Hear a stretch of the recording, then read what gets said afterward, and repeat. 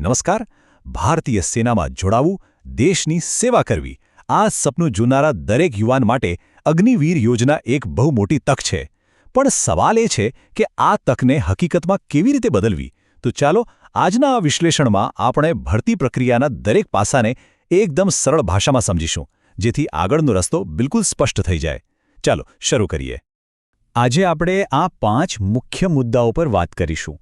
પહેલા તો ભરતીની બેઝિક ડિટેલ્સ, પછી કોણ અરજી કરી શકે છે એના નિયમો, સિલેક્શન પ્રોસેસ કેવી હોય છે, ફોર્મ કઈ રીતે ભરવું, અને છેલ્લે કેટલીક એવી વાતો જે ખાસ ધ્યાનમાં રાખવા જેવી છે.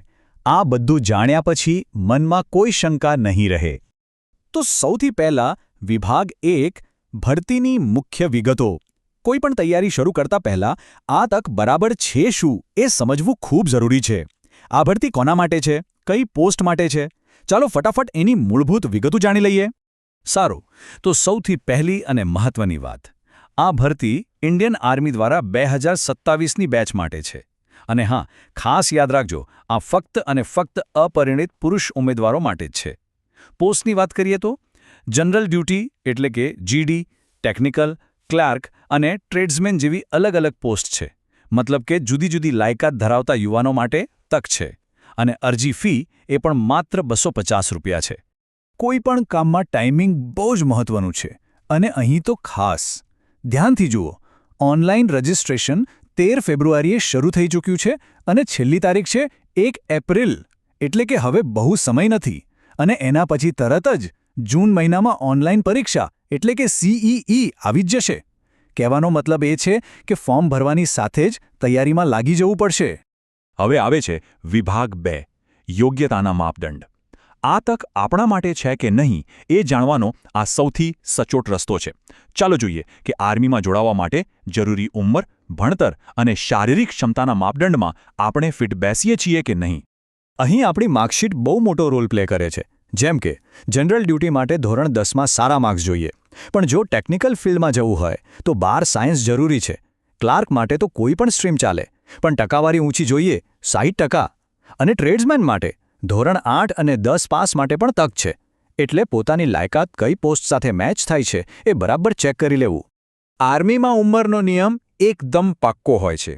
અરજી કરનારની ઉંમર 17.5 વર્ષથી ઓછી અને 21 વર્ષથી વધુ ન હોવી જોઈએ. તારીખની રીતે સમજીએ તો જેમનો જન્મ 1 જુલાઈ 2005 અને 1 જુલાઈ 2009ની વચ્ચે થયો હોય એ જ લોકો અરજી કરી શકે છે. આમાં એક દિવસનો પણ ફેરફાર ચાલે નહીં. એક સૈનિક બનવા માટે શરીર પણ સક્ષમ હોવું જોઈએ. ઊંચાઈના માપદંડ પોસ્ટ પ્રમાણે અલગ અલગ છે. જેમ કે ક્લાર્ક માટે થોડી છૂટછાટ છે, પણ છાતી 77 સેન્ટીમીટર અને શ્વાસ ભર્યા પછી 5 સેન્ટીમીટર ફૂલવી એ બહુ જ જરૂરી છે. આ એક રીતે શારીરિક ફિટનેસની પહેલી પરીક્ષા જ ગણાય. ચાલો હવે આવીએ ત્રીજા વિભાગ પર, પસંદગી પ્રક્રિયા. માની લો કે યોગ્યતાના બધા નિયમોમાં આપણે ફિટ છીએ, તો હવે અસલી પરીક્ષા શરૂ થાય છે. આ આખી પ્રોસેસ 2 તબક્કામાં વહેંચાયેલી છે. પહેલા દિમાગની કસોટી અને પછી શરીરની. ચાલો આ બંને પડાવને જરા ઊંડાણથી સમજીએ. આ સફરના 3 મુખ્ય સ્ટેપ છે. પહેલો દરવાજો છે ઓનલાઈન પરીક્ષા એટલે કે CEE. આમાં પાસ થયા પછી જ બીજા તબક્કામાં એટલે કે ભરતી રેલીના મેદાનમાં એન્ટ્રી મળશે, જ્યાં ફિઝિકલ ટેસ્ટ થશે. અને છેલ્લે આ બંનેમાં કેવું પરફોર્મન્સ રહ્યું એના આધારે ફાઇનલ મેરિટ લિસ્ટ બનશે અને નક્કી થશે કે સિલેક્શન થયું કે નહીં. હવે આ ફિઝિકલ ટેસ્ટને જરા ધ્યાનથી સમજો.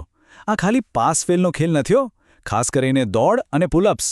તમે દોડ જેટલા ઓછા સમયમાં પૂરી કરશો અને જેટલા વધુ પુલઅપ્સ કરશો એટલા વધુ માર્ક્સ મળશે. અને આ માર્ક્સ સીધા ફાઇનલ મેરિટમાં ગણાશે. મતલબ કે એક સેકન્ડ અને એક પુલઅપ તમને હજારો લોકોથી આગળ કે પાછળ કરી શકે છે. બાકી 9 ફૂટનો ખાડો અને ઝિગઝેગ બેલેન્સ છે, એમાં બસ ક્વોલિફાય થવાનું છે. અને આ છે તમારો એક્સ ફેક્ટર.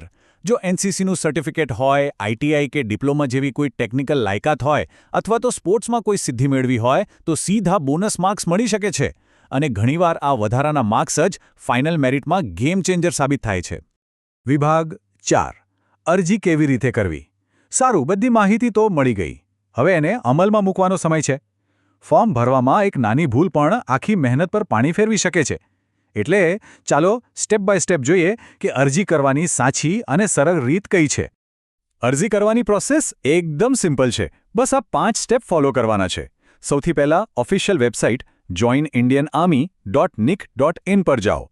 પોતાની યોગ્યતા ફરી એકવાર ચેક કરો. પછી ધ્યાનથી કોઈ પણ ભૂલ વગર ફોર્મ ભરો.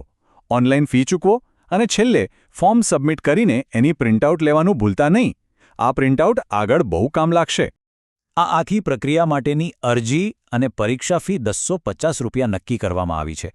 આ પેમેન્ટ ઓનલાઈન જ કરવાનું રહેશે, જે અરજી પ્રક્રિયાનું છેલ્લું પગલું છે. અને હવે આપણે પહોંચી ગયા છે છેલ્લા વિભાગમાં, મહત્વની જાણકારી. ચાલો આખી પ્રક્રિયાના જે સૌથી ખાસ મુદ્દાઓ છે એને ફટાફટ રિવાઇઝ કરી લઈએ, જેથી કોઈ અગત્યની વાત આપણા ધ્યાનમાંથી છૂટી ન જાય. આ 5 વાતો મગજમાં બરાબર ફિટ કરી લેજો. પહેલું, ફક્ત અપરિણિત પુરુષો જ અરજી કરી શકે.